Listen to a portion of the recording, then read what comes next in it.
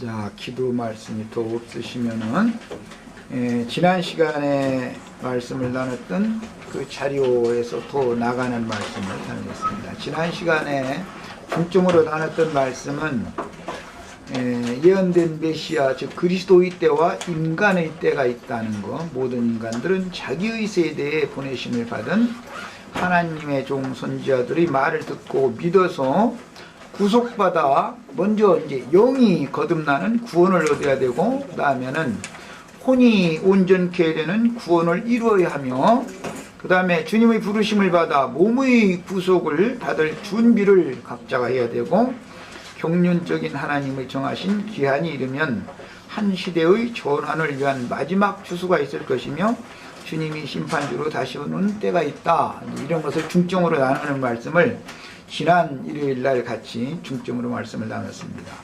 자, 오늘은 요한복음 7장 6절 인용한 말씀, 거기서부터 시작해 들어갑니다.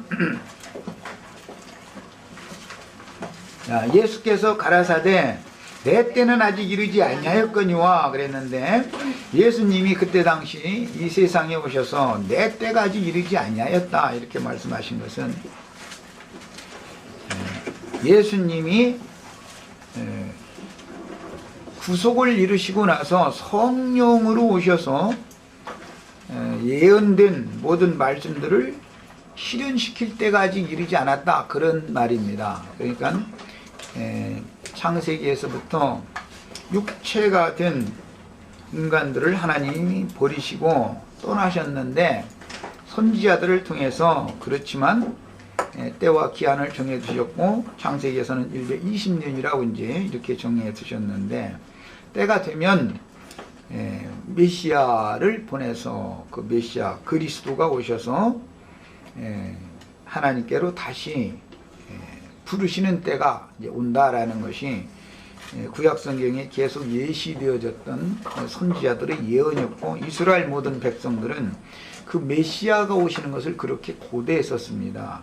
그런데 육신으로 오신 예수가, 말씀이 육신이 되어 오신 예수님이 자기 땅, 자기 백성들을 이제 찾아오셔서 내가 너희들이 그처럼 고대하던 바로 그다, 메시아다 라는 걸 이제 증거를 하실 때, 유대인들은 문자대로의 성경을 아는 지식은 많았지만 사람으로 자기들에게 그렇게 임한 그 메시아를 배척하게 됐습니다. 그것은 아직 예수님이 육신으로 이 땅에 오셨을 그 기간 동안은 신랑이신 예수를 신랑의 친구인 요한을 통해서, 앞서 보낸 종을 통해서 소개하게 하는 때였기 때문에 아직은 내 때가 이르지 않았다, 이렇게 표현을 한 것이고, 신랑이 신부를 취하러 이제 실제 오실 때는 하나님은 영이니까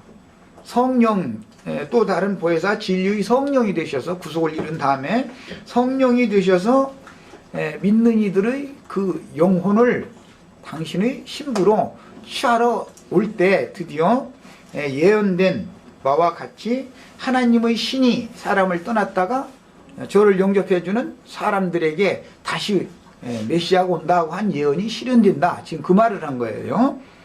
자, 그 다음에 마지막 부분에 너희 때는 늘 준비되어 있느니라, 내 때는 아직 이르지 아니하였지만 너희 때는 늘 준비되어 있다, 이 말은 구약시대든 신약시대든 하나님께서는 그 종 선지자들을 보내서 계속해서 하늘 아버지께로, 하나님의 집으로 불러들이는 일을 매 세대마다 계속 했기 때문에 인간들의 때는 계속 예비되어 있었다는 것이죠, 자기 세대에. 오늘날 그럼 이제 우리는 우리 세대에 주께서 보내신 종선지자들의 증거를 통해서 하늘 아버지께로 돌아가는 길을 다 얻어야 되는 거죠. 자기 세대 가운데서 구원을 받아야 되니까. 자, 그 다음에 이제 사도행전 13장 41절 말씀입니다. 일러스되 보라 멸시하는 사람들아, 여기 멸시하는 사람들아, 이 말은 무슨 하박국 1장에서 인용하는 말인데, 하나님의 종 선지자들이 이렇게 보내심을 받으면 매 세대마다 멸시하는, 하나님의 종 선지자들을 통해서 증거하는 그 말을 멸시하는 사람들이 대부분이라는 거예요. 이제 구약의 하박국 1장에서 인용하는 말입니다. 하박국 선지자만 멸시당한 게 아니고 하나님이 보낸 종 선지자들은 매 세대에 박해를 받고 멸시를 당했습니다. 오히려 의문과 육체에 상관된 율법 계명, 문자대로의 성경을 가르치는 유명한 자들이 나타나면 많은 사람들이 그것으로 다 쏠림 현상을 갖고 몰려들지만, 주께서 보낸 종 선지자들은 문자대로의 성경을 가르치지 않고 그것을 영과 생명의 말씀으로 재해석을 해서 가르치기 때문에 그들이 듣기에는 이건 이단자가 나와서 이상한 소리를 하는 사람이 나타난 거거든요. 그러니까 하나님의 종 선지자들의 복음 전파라는 것은 매 세대에 멸시를 당한다는 거예요. 자, 그래서 이제 하박국 선지자만 그런 게 아니고, 그때 당시 사도행전 13장의 때에는 이제 바울 사도나 뭐 베드로나 이런 신약의 사도들이 복음을 전하는 이제 새 시대가 된 건데, 하나님의 성령의 보냄을 받아서 복음을 전하는 종 선지자들이 시간이 길게 지났지만, 하박국 시대가 아니지만 길게 시간이 지난 다음에 또 하나님이 보낸 종 선지자들이 복음을 전하면 여전히 또 멸시한다는 거예요. 그러니까 이제 일러스되 보라, 멸시하는 사람들아, 너희는 놀라고 방하라. 멸시하는 사람들은 놀라고 망하게 된다는 예언이에요. 내가 너희 때를 당하여 한 일을 행할 것이니, 그게 너희 때라는 말이 나왔어요. 자, 이 말은 그럼 무슨 때냐? 육체를 떠난 하나님의 신이 육체들에게 돌아오시는 예언된 때다 이 말이에요. 지금 그게 이 복음을 전파하는 하나님이 보낸 종 선지자들의 말씀을 듣고 멸시할 게 아니라 귀를 열고 겸비한 마음으로 들어야 되는 거죠.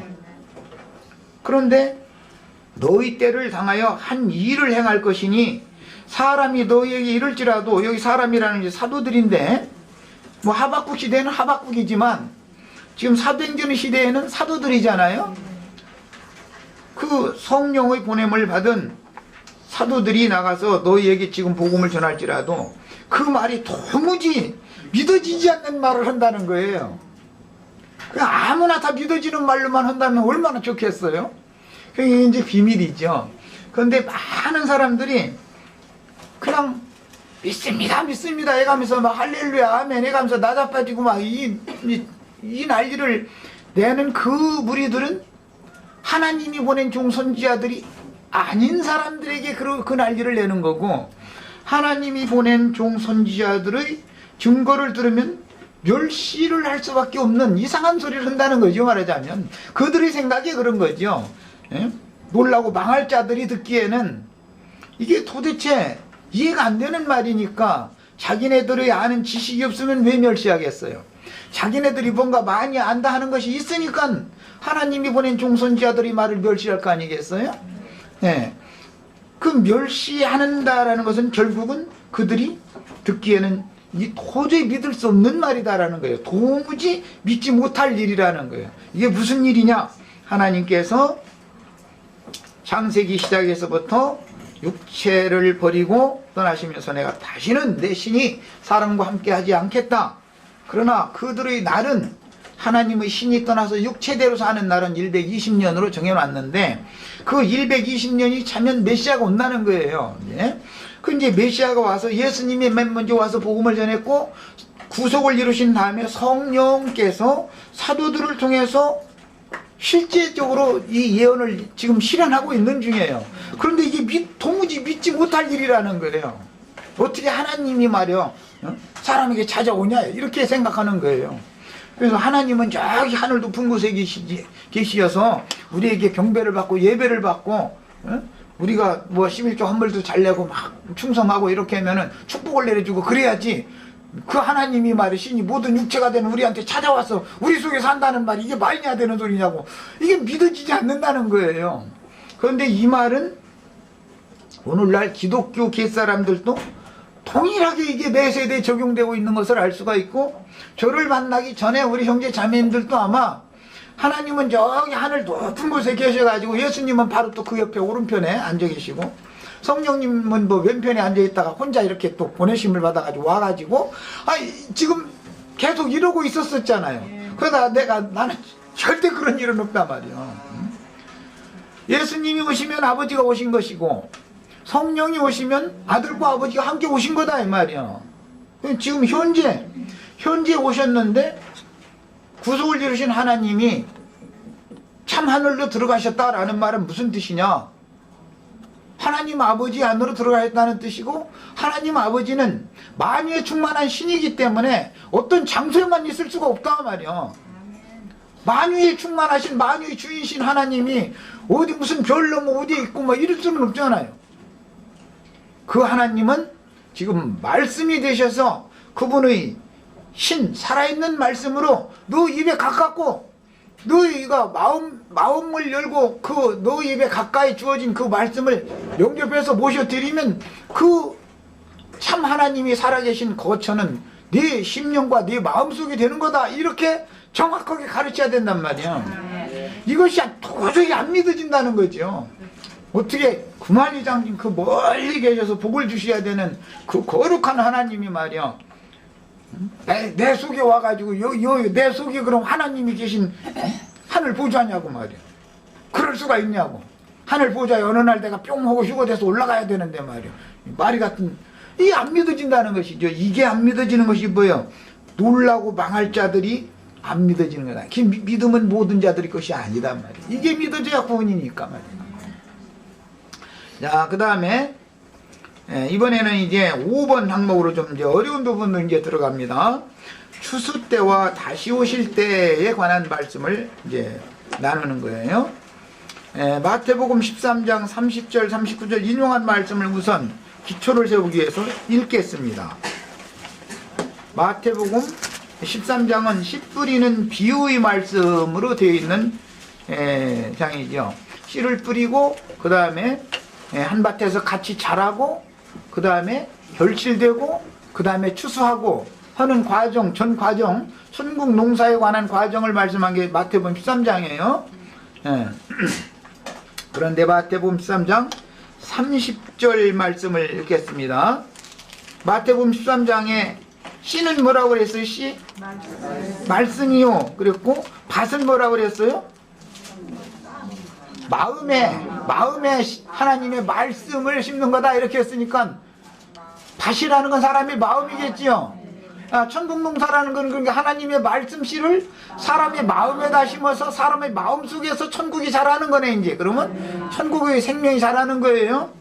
이것이 믿어져야 된단 말이에요. 기본적으로. 씨라는 건 근원적인 아버지죠. 아버지를 씨라고 그러는 거예요. 종자단 말이야. 태초부터 계신 생명의 말씀이다 이 말이에요. 자, 이제 30절 읽습니다.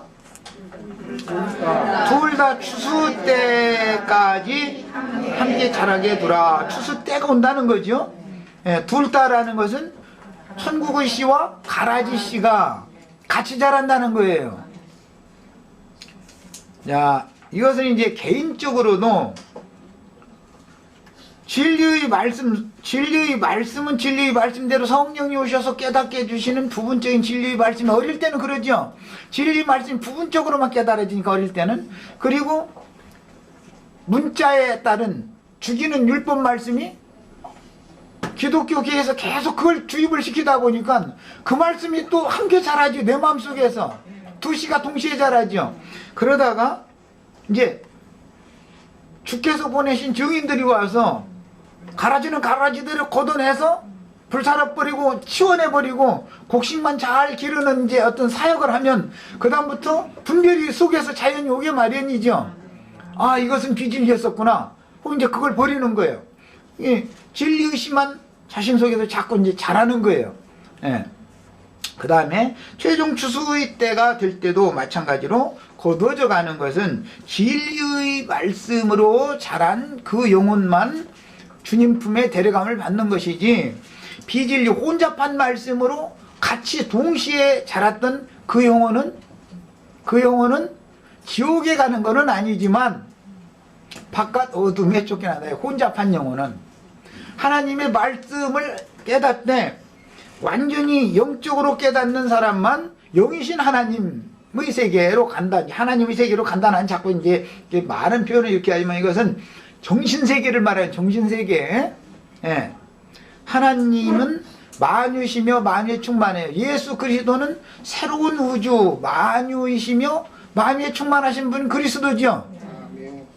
그럼 이제 우리 형제 자매님들이 최종적으로 올익은 곡식으로 이제 완전한 진리 지식으로 충만케 되어져 가지고 주님 앞에 주수되어져 가면 우주 만유에 충만한 시공을 초월하는 완전한 영들이 되겠네. 그래야 영생을 할 거 아니에요. 내가 어떻게 만유에 충만한 말에 시공을 초월하는 그런 완전한 영이 되냐고. 그럼 되기 싫으면 할 수 없는 거예요. 그거는 될 수 없다고 믿으면 될 수가 없는 거고. 이제 그렇게 하는 일을 내가 하려고 하면 안 되지만 하나님은 그 말씀으로 시작하셨고 말씀을 마칠 거기 때문에, 말씀으로 그분이 마칠 거기 때문에 반드시 그렇게 되는 것을 믿으셔야 돼요. 예. 예수 그리스도와 함께 있으면 만유가 내 것이 되는 거예요. 우리가 상속받을 하나님의 나라라는 것은 새로운 만유 전체를 상속받는 것이지 부분적으로 뭐 어느 장소만을 내 것으로 받는 이런 생각을 버리셔야 돼요. 뭐 기본적으로는 뭐 10골 5골 다스린다 이랬으니까 이제 자기가 왕노로 다는 어떤 영역을 이제 그것은 말한 부분이 있지만, 그리스도 안에서 후사가 된다라는 말은 만유 전체를, 새로운 창조세계 전체를 상속받는 것이기 때문에 이것은 정신세계의 변형을 말한다 이게요. 정신세계가 바꿔지는 것을 말한단 말이에요. 네. 어떤 장소를 상속받는 얘기가 아니고 정신세계가 바꿔지는 걸 말하는 거예요. 그래서 성령은 이처럼 영과 마음을 새롭게 작하는 거예요. 네. 야, 둘 다 추수 때까지 함께 자라가 두어라. 추수 때에 내가 추수꾼들에게 말하기를 가라지는 먼저 거두어 불사르게 단으로 묶고. 자, 그랬어요. 지금 이제 가라지 단을 먼저 불사르기 위하여 단으로 묶는다. 그래서 단이라고 하는 것은 각자가 개인적으로 추수가 되는 것이 아닌 것을 알 수 있죠. 어떤 모임들마다 이렇게 이제 단을 짓는 얘기예요. 그럼 이제 가라지의 단들은 단을 크게 치는 것이 특징이고, 들 수 없을 만큼 크죠. 뭐 수십만 명 모이면 그게 뭐 추수꾼이 그거 갖다 어디 옮기기도 어려워. 그놈보다는 아주 그냥 그 밭에다 두고 그대로 불쳐질러 버려야지. 그걸 타작마당으로 가져올 필요도 없어요. 나는 농사를 지어봐서 잘 알아요. 피살이 하면은 그것을 밖에서 처리를 해버려야지. 그걸 뭐 타작마당으로 구태 가지고 왔을 필요도 없는 거예요. 불사르어 버릴 것을 무엇라고 그 곡식 그 타작하는 대로 가지고 오겠어요? 곡식에 그 섞이면 그 어차피 쓸 수 있는 게 아닌데. 그런 것과 같은 거예요. 그래서 이제 지금부터 나누는 거는 지옥불에 들어가는 이야기와 그 다음에 바깥 어둠에 쫓겨나는 이야기와 하나님의 왕국 안에 완전히 들어가는 이야기와 믿는 사람들의 부류가 세 부류로 갈라지는 얘기를 지금부터 하려고 그러는 거예요. 지금은 세상 사람을 말하는 게 아니에요. 세상 사람은 이미 하나님의 저주와 심판 아래 이미 있는 거기 때문에 그들에 대해서는 말할 필요 없어요. 지금부터는. 자, 그 다음에 가라지의 단이라고 하는 것은 완전히 비진리로만 조성되어져 있어서 육신에 속한 그 열성과 육적인 사고에서 조금 더 바꿔지지 않은 사람들은 완전히 가라지가 자란 것이죠. 그거는. 그런데 이제 혼동이 오는 사람들이 많아요. 어떤 것은 영적으로 해석이 되어지고 어떤 것은 대부분은 육신적으로 세상적으로 이렇게 해석이 되어지고 이렇게 하는 것은 섞인 거겠죠. 자, 그런 사람들은 그 영혼 상태는 불못에 들어가는 건 아니죠. 그렇게 불분명한 상태의 영혼들을 처리하는 어떤 방법이 하나님은 있어야 된다 이 말이에요. 완전히 육신에 속한 사람들만을 말하는 게 아니에요. 지금요. 두 번째 항목은. 자, 그 다음에 단으로 먼저 이게 묶인 가라지들은 당연히 꺼지지 않는 불에 들어갈 거예요. 이것은 뭐 세상 사람보다도 더 하면 더 했지. 이 사람들은 세상 사람보다 배나 더 지옥 자식 됐으니까 지옥 중에서도 배나 더 깊은 데로 들어갈 거 아니겠어요? 배나 더 뜨거운 불 속에 들어가겠죠. 세상 사람들보다도 그렇단 말이에요. 이 가라지들은.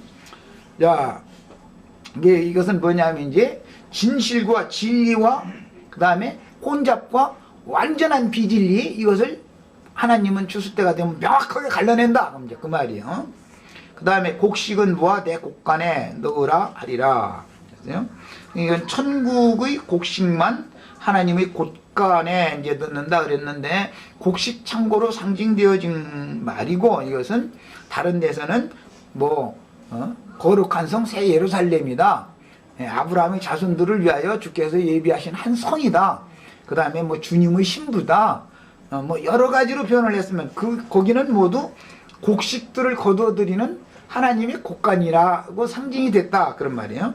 그러면 이제 가라지들을 거두어들이는 마귀의 곡간은 꺼지지 않는 불못이겠죠. 이제 그래요. 그런데 마귀의 곡간도 아니고 하나님의 곡간도 아닌 어느 중간 지점에 있는 사람들은 어떻게 할 거냐, 이제 이걸 우리는 지금부터 추구를 해야 되는 거예요. 자, 그 다음에 39절 더 읽습니다. 가라지를 심은 원수는 마귀요, 추수 때는 세상 끝이요. 세상 끝에다 이제 동그라미 이렇게 표시를 해 놓으세요. 세상 끝. 추수 때는 세상 끝이요. 그래서 세상 끝이라는 것은 매 세대에 각자의 세상 끝이, 세상 끝이라는 건 내가 이 세상 떠나면 세상 끝이죠. 내가 육신으로 생존 세계에 있는 한은 세상이 있지만 내가 세상을 떠나버리면 세상 끝나는 거죠.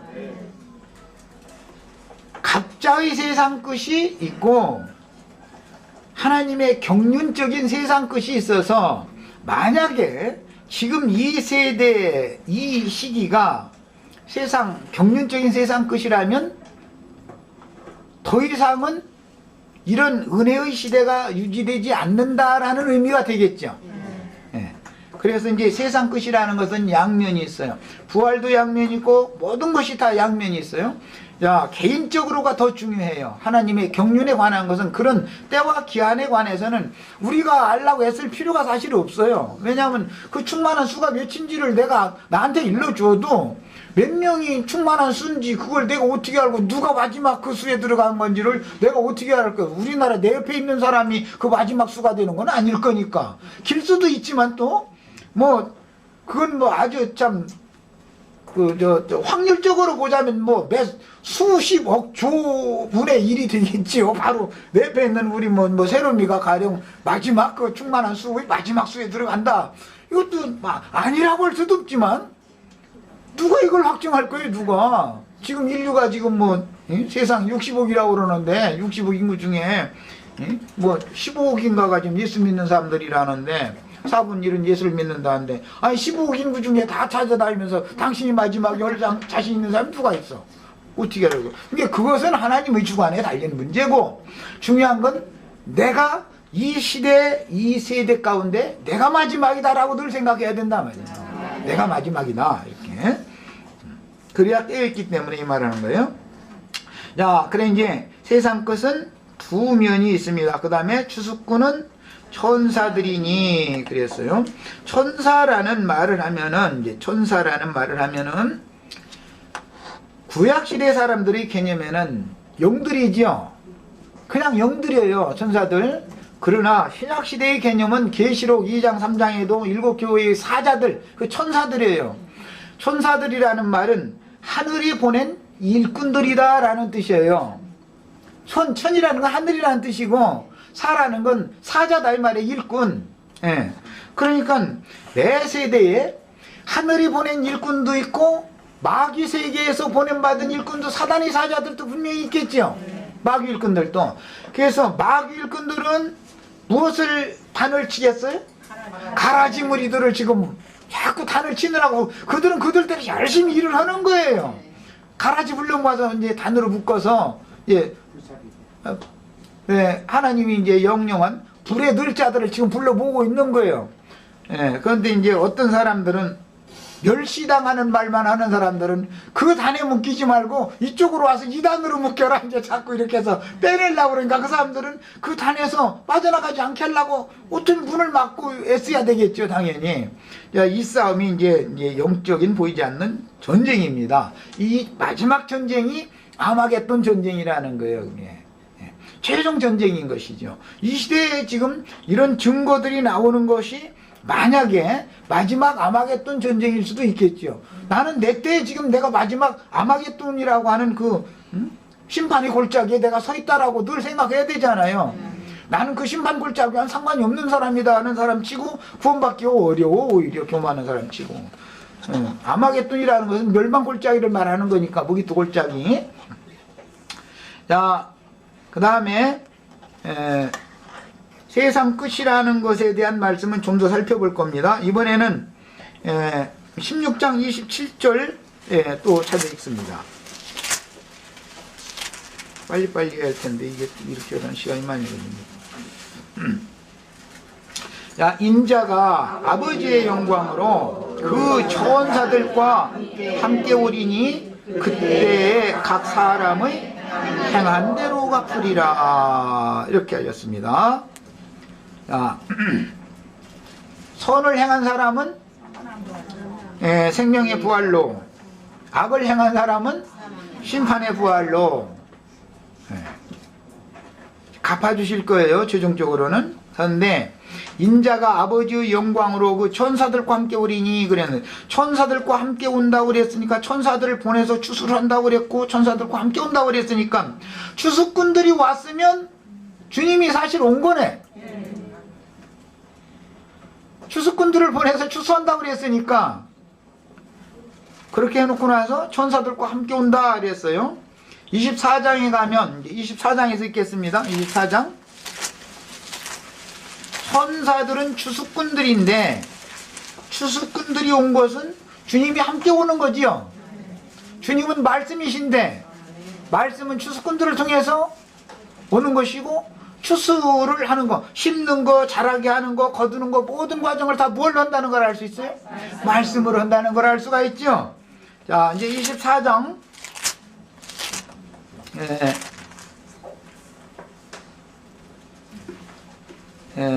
29절부터 31절 읽겠습니다. 그날 환난 후에 즉시 해가 어두워지며 달이 빛을 내지 아니하며 겨울들이 하늘에서 떨어지며 하늘의 권능들이 흔들리리라. 그때 인자의 징조가 하늘에서 보이겠고 그때 땅의 모든 족속들이 통곡하며 그들이 인자가 구름을 타고 능력과 큰 영광으로 오는 것을 보리라. 이제 출처는 31절. 저가 큰 나팔소리와 함께 천사들을 보내리니. 그런 걸 보니까 주님이 함께 온다는 건 나팔소리가 주님이네 이제. 그렇죠? 나팔소리가 주님 자신이지요. 천사들과 주님이 함께 온다고 그랬고 여기에서는 나팔소리와 함께 천사들을 보내리니 그랬어요. 천사들이 부는 어떤 나팔소리를 들으면 이것이 하나님의 나팔소리인지 마귀 단에 묶이라고 하는 사단의 사자들을 보내서 하는 마귀 나팔소리인지를 분별할 줄 알아야 되겠죠. 이제는 저희가 그 택하신 자들을 하늘 이 끝에서 저 끝까지 사방에서 모으리라 이렇게 표현했어요. 자, 주님이 오시면 천사들과 함께 온다고 그랬고 나팔소리와 함께 온다 그랬어요. 나팔 부는 천사들이 보냄을 받은 것은 받아서 어떠한 나팔을 부는 그 나팔 소리는 주님의 나팔일 수도 있고 하나님의 나팔과 천사장의 호령이다 그러는데 하나님의 나팔 소리일 수도 있고 마귀의 나팔 소리도 있을 수가 있겠지요. 이제 반대도 가라지 단도 자꾸 모으니까 사단의 사자들도 그 일을 하니까. 자, 이번에는 24장 폈으니까 40절로 46절 읽겠습니다. 그때 두 사람이 앞에 있으니 하나는 데려감을 당하고 하나는 버려둠을 당할 것이요. 여기 두 사람은 계시록에는 두 증인이지요. 예수님 때에는 요한과 육신으로 오셨던 예수님이 하나님의 보냄을 받은 하나님의 나팔과 천사장의 호령 소리를 내던 분들이지요. 요한은 하나님의 나팔을 불었고 예수님은 천사장의 호령 소리를 천사장의 호령 소리, 예수님의 말씀을 이게 천사장의 호령 소리다.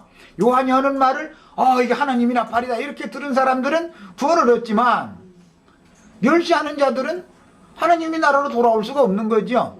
오히려 하나님의 나라를 빼앗기게 되죠, 그들은. 자, 마지막 때에는 이제 예수님이 성령이 되셔가지고 제 아들을 매 세대 두 사람을 보내서 일을 시켰어요. 그런데 한 사람은 하나님이 보낸 사람이었고, 여기서 말할 때는 한 사람은 하나님이 보낸 사람이었고, 한 사람은 마귀가 보낸 사람이었다라는 거예요. 그래서 이제 한 사람은 데려감을 당했다라는 것은 무슨 뜻이에요? 하늘에 별이 떨어졌다라는 뜻과 같은 뜻이고, 순교당했다 그 말이죠. 진리의 증거를 인하여 하늘의 권능들이 흔들리려면 어떻게 하면 되는 거예요? 천사장의 나팔, 하나님의 나팔, 천사장의 호령 소리가 들리면 하늘이 진동하지요. 그 다음에 땅도 진동을 하지요. 하늘과 땅이 진동을 해요. 지진이 일어나요. 야, 그때 누구는 구원을 얻고 누구는 멸시를 하다가 멸망받아요. 그런데 하나는 데려감을 당하고라는 것은 마지막 주의 보내신 증인들이 순교당하는 걸 상징하는 말이에요. 그 다음에 하나는 버려둠을 당한다 그랬어요. 버려둠을 당했다라고 그랬으니까 육신적인 말로 보자면 세상에서 살아남겨졌다 그 말이에요. 부귀 영화 권세를 누리던 그 상태로 그대로 그냥 살아남겨졌어요. 이제 앞에서는 뭐라고 했냐면 그 성전 꼭대기에서 내려오지 말라고, 집안에 들어가지 말라, 이제 여러 가지 이제 비유가 있었고, 지붕 위에 있어가지고 집안에 물건 가지러 가지 말라 그랬는데, 그 지붕 위에 있는 자들이라는 건 성전 꼭대기를 말하는 것이죠. 성전 꼭대기에서 자기네 기득권 유지를 해가면서 잘 먹고 잘 살고 그냥 있는 거예요. 그럼 그것이 뭐냐? 버려둠, 하나님께서 보면 버려둠 당한 거다 이게. 그때라면은 데려감을, 하나님의 말씀과 저희 가진 증거를 인하여 목배임을 받아야 주님께로 데려감을 받는 거예요. 자, 여기 밭에 있는 이 두 사람은 사역자들을, 두 사역이 있다 이게. 하나님의 사역도 있고 마귀의 사역도 있다, 이걸 상징한 거예요. 그 다음에 이제 그러니까 이제 두 남자가 있으니까 두 여자가 짝이 당연히 있게 마련이죠. 두 여자가 매를 갈고 있음에, 매가는 게 뭔지 아시죠? 지금 우리 젊은 청년들은 그 매를 지금은 잘 사용하지 않기 때문에 그 정미 이런 거 하고 가루 만들고 하는 그 기계가 잘 발달돼서, 옛날에는 이제 매를 갈아서 밀 가루 내가지고 수제비 같은 거 해 먹으려면 집에서 일일이 다 이게 매 갈아서 가루 냈죠. 그 밀기울 이렇게 따로 해서 막 몇 번 채로 쳐가지고 가루 내서 이렇게 해서 먹고 그랬는데, 그것은 생명 양식을 남편이 나가서 일을 해서 밭에서 일을 해서 소득을 얻어서 추수를 해다 주면 가루를 만들어가지고 음식을 만들어서 가족을 먹이는 일을 실제 하는 건 아내가 하기 때문에 이게 상징이에요. 그러니까 당연히 이제 매를 가려면 매라는 건 윗짝이 있고 아래짝이 있는 거예요, 그게. 그래서 윗짝과 아래짝이 맞아가지고 이게 아구 이가 맞아서 이렇게 돌아가면서 가는 거예요. 그것은 이제, 그냥 상징적인 표현으로서 이것은 세상에서는 부부의 부부 관계를 매간다 이렇게 농할 때 그렇게 표현하죠. 그런데 이제 이것도 성경에 나오는 말이에요, 사실은. 사사기에 나오는 말인데, 그 매가는 걸로 상징을 했어요. 그러니까 남자들이 사역을 할 때 여자들도 같이 동역을 해서 사역을 하는 것을 상징하는 말이죠. 그런 말이에요. 여자가 매를 갈고 있음에 하나는 데려감을 당하고, 한 여자가 데려감을 당할 때는 한 남자가 데려감을 당한 그 사람과 짝이 되는 사람들이겠죠. 믿는 성도들. 그러니까 이제 계시록에서 두 증인이 마지막으로 이제 예, 죽임을 당하는 얘기가 나오는데 죽임을 당해서 뭐 사흘 반 동안 장사하지 못하게 하고 하늘에 하나님께서 이리로 올라오라 하니까 예, 올라갔다 그러는데 그때 성의 10분 일이 무너진다 그랬어요. 그 이제 그 10분 일에 들어가는 사람들은 이 남자하고 같이 짝지어서 올라갈 것이고 하늘에 하나님께로 나머지는 버려둠을 당하게 되겠죠. 자, 이제 이거 이제 비유드린 거예요. 그 다음에 그러므로 깨어있으라. 어느 날에 너희 주가 임할는지, 어느 날에 너희 주가 임할는지라는 이 말씀을 하실 때가 이미 2000여 년 전 그때 당시 제자들 보고 한 말씀이었는데 매 세대에 이것이 적용되고 있다는 거 알 수 있잖아요. 2000년 후 몇월 며칠 날만 이게 되는 게 아니죠. 매 세대에 이제 이 말씀은 적용됐어요. 너희가 알지 못함이라. 너희도 아는 바니 만일 집 주인이 계속 집 이야기가 나오는데, 예. 집 주인이라고 하는 것은 이제 교회를 말하고 개인적으로는 각자죠. 각자 믿는 이들 각자가 하나님이 집들이니까. 예, 그 다음에 이제 단으로 비유를 할 때는 교회지요. 다발로 묶였으니까. 자, 집 주인이 도적이 어느 경쯤에 올 줄을 알았다면 깨어있어 그 집을 계속 이제 집 이야기가 나와요. 자, 그러면 그 집을 뚫지 못하게 하였으리라. 자, 그 집이 뚫린다라는 비유는 그럼 무슨 뜻이냐? 개인적으로는 나의 양심과 마음의 생각이 원수에게 미혹당해가지고 혼잡되어져 버렸다. 혼란스러워져 버린다. 진리와 비진리를 구분이 잘 안 되게 되는 것은 지금 집이 구멍난 거지요. 내 개인의 양심과 마음의 생각이 지키심을 받지 못했다 이거예요. 성령께서 하는 가장 중요한 일은 뭐예요? 우리 마음의 생각을 지켜주는 일이지요. 세상에 나가서 내가 무슨 악을 행하지 않는 것도 주의 성령께서 나의 이 집을 주님이 지켜주셔야 되는 거잖아요. 예, 그런데 자, 그럼 집이 뚫렸다라는 말은 성령이 떠났다라는 말과 같은 의미가 되겠죠. 성령이 나와 함께 있는 한은 내 집은 지킴을 받게 마련이니까 이 집은. 교회도 마찬가지예요. 단체적으로 교회도 주의 성령께서 함께 하시면서 그 교회를 지키시면 원수가 와서 도둑질을 해갈 수가 없지만, 무너뜨리고 도둑질을 해갈 수가 없지만, 주의 성령께서 즉 촛대를 옮겨버리면 주의 성령이 떠나버리신 교회는 마귀가 와서 그 집을 무너뜨리고 그 집에 있는 모든 세간을 지켜 삼아버리게 되겠죠. 네. 자, 이러므로 너희도 예비하고 있으라. 생각지 않은 때에 인자가 오리라. 충성되고 지혜 있는 종이 되어 주인에게 그 집 사람들을 맡아. 주인이라는 건 예수님을 말하는 거, 그 집이라는 건 교회를 말하는 거. 이제 앞에서는 추수한 단으로 상징을 했지만 여기서는 그 집으로 이제 상징을 한 거예요. 사람들을 맡아 때를 따라 양식을 나눠줄 자가 누구냐. 여기 때를 따라라는 말은 기본적으로는 세상적인 시간적인 때와 기한도 있지만 성경이 말하고자 하는 때라는 것은 모든 사람이 심을 때가 있고 물 줄 때가 있고 열매 맺을 때가 있고 추수할 때가 있고 여기에 맞추기 때문에 어린아이 성도들이 있게 마련이고, 크게 보는 거예요. 삼층천 얘기 이제 연관이 되는 얘기인데, 크게 보면 어린아이 신앙이 있고 그 다음에 청년의 신앙이 있고 아비의 신앙이 있어서 어린아이 때에는 계속해서 그 씨를 심고 물 주는 얘기만 계속 해야 되겠죠. 젖을 먹이는 얘기만 해야 되잖아요. 청년 때에는 강하고 담대하게 이게 길러내서 사람을 세우는 얘기를 할 것이고, 예, 이제 완숙한 어른이 된 어른들한테는 무슨 젖 먹이는 이야기라든지 막 강하고 담대해라라든지 이런 얘기를 할 수가 없죠. 할 필요가 없는 거지. 그런 모든 과정을 다 거친 사람들이니까. 자, 이제는 주님께서 데려갈 날을 준비해라. 아비된 사람들에게는 그 얘기를 해야 되겠죠. 그 죽는 날밖에 더 기다려야 되고, 뭐 당연히 아비된 사람들이요. 뭐 죽는 날이 청년 때 같으면 여러분이 열심히 일을 해야 되니까 말이요. 심령을 강하게 하고 마음도 담대하게 해라 막 자꾸 이 말을 당연히 가르쳐야 되는 것이고, 아비된 사람들 보고는 죽음을 준비해라. 이제 주님 품에 데려감을 받는 거에 대해서 예비해라. 날마다 그 얘기나 해야 되겠죠. 때를 따라서 양식을 나눠준다는 뜻은 이런 뜻이에요. 성경이 말하고자 하는 바는. 자, 이제 더 나가겠습니다. 여기 이제 자료를 봅니다. 여기 인용한 모든 말씀들은 집에서 각자 꼭 찾아서 꼭 읽어보셔야 되겠어요.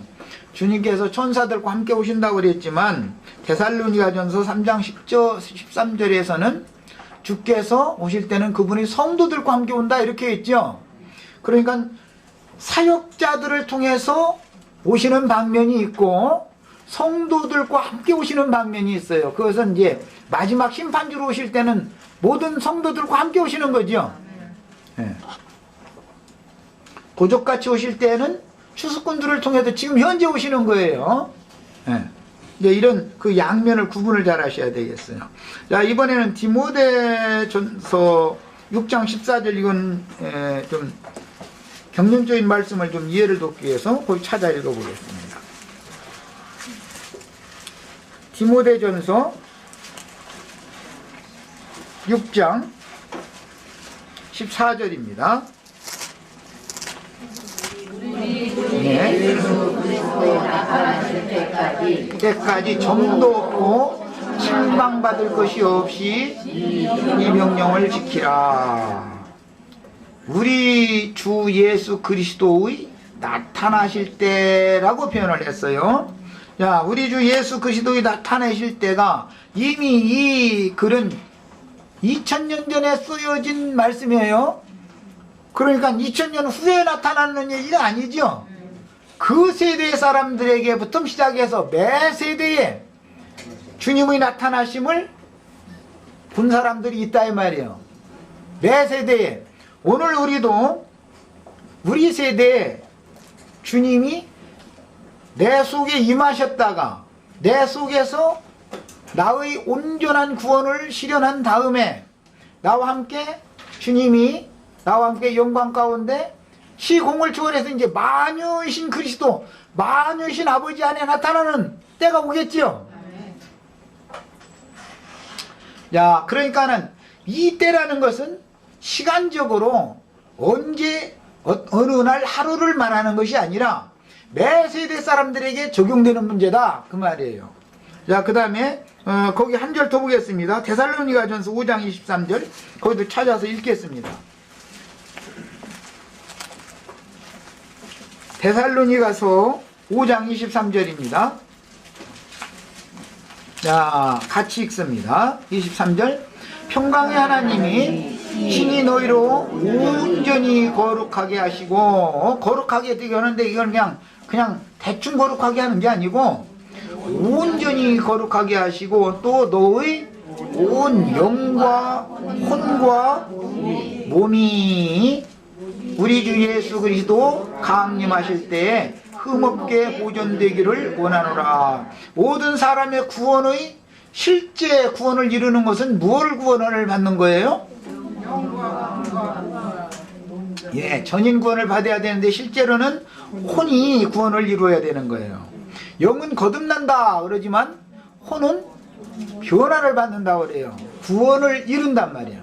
영의 거듭남에 관해서는 구원을 얻었다고 그러지 얻을 것이다가 아니죠.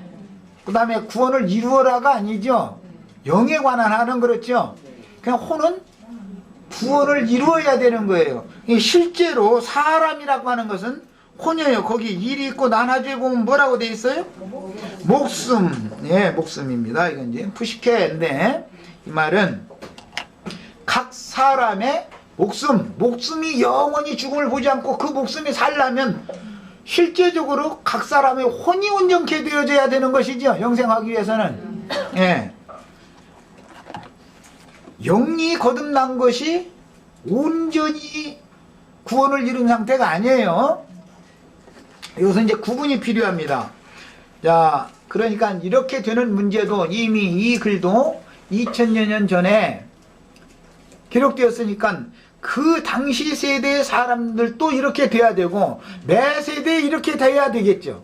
매 세대. 그러니까 주님이 오시는 날이라는 건 몇 월 며칠 날, 뭐 몇 년도 몇 월 며칠 날 이렇게 말하는 건 전부 지금 마귀장난하는 소리인 걸 알 수 있죠. 그런 일은 절대 없어요. 네. 우리의 때는, 예수님의 때는 아직 이르지 않았을지, 그때 당시 아직 이르지 않았지만 우리의 때는 항상 예비되어져 있어. 네. 나를 오늘 뭐 집에 돌아가다라든지 여기 있어서도 그렇지 뭐 갑자기 이거 심장이 좀 이상하네 하다가 그냥 할 수도 있고 모르는 거예요. 그건 사람의 때는 항상 예비되어 있어요. 자, 이제 이런 것에 대한 인식을 새롭게 하실 필요가 있습니다. 자, 그 다음에 마태복음 28장 20절을 이건 이제 참조로 읽는 거예요. 마태복음 28장 20절 읽겠습니다. 거기 이제 세상 끝날이라는 용어가 나오기 때문에 그래요. 세상 끝. 계속 지금 우리가 세상 끝엔 추수 때가 온다. 세상 끝이 추수다. 이제 계속 이걸 읽었기 때문에 자, 20절 읽습니다. 내가 너에게 분부한 모든 것을 가르쳐 지키게 하라. 볼지어다 내가 세상 끝날까지 너희와 항상 함께 있으리라 하시니라. 여기에 나온 너희라는 것은 11 제자들이었죠. 그때 당시 갈릴리 한 명하신 산에서 부활 승천하셨다가 제자들에게 오신 주님을 만난 11 제자들에게 이제 가룟 유다가 빠졌으니까 사도행전에 가면 12제자가 채워지지만 아직은 11 제자죠. 지금은. 자, 이때 11 제자에게 내가 세상 끝날까지 너희와 항상 함께 있겠다 이렇게 말씀하셨어요. 그러니까 그때부터 세상 끝날이죠. 사도들이 11 사도들이 죽는 날이 각자의 세상 끝날이었던 것을 알 수 있죠. 야, 성경의 개념은 이렇다 이거예요. 성경의 개념은 자, 큰 세상 끝이라고 하는 큰 개념은 뭐냐? 예수님이 십자가에 못 박혀 죽으면 세상이 끝난 거죠. 아담 세상은 끝난 거예요. 부활하셨으면 새 세상이 계시되는 거죠. 어떻게 부활 승천하셨다가 제자들에게 임하신 그 주님을 영접하면 이제는 물질계의 세상은 끝나고 영접한 사람들의 속에 새 창조 세계가 완전한 영원한 새 세계가 계시된다, 시작된다 이 말이야. 우리가 지금 영생의 처소로 들어간다는 것은 물질계의 어떤 장소에서 영원히 산다는 말이 아니죠. 주님과 연합된 나의 목숨, 혼이 영생하기 위해서는 영생이신 아버지, 영생이신 예수 그리스도 안에 내가 있다라는 의미다 이 말이에요. 자, 여기까지 하고 잠시 쉬겠습니다.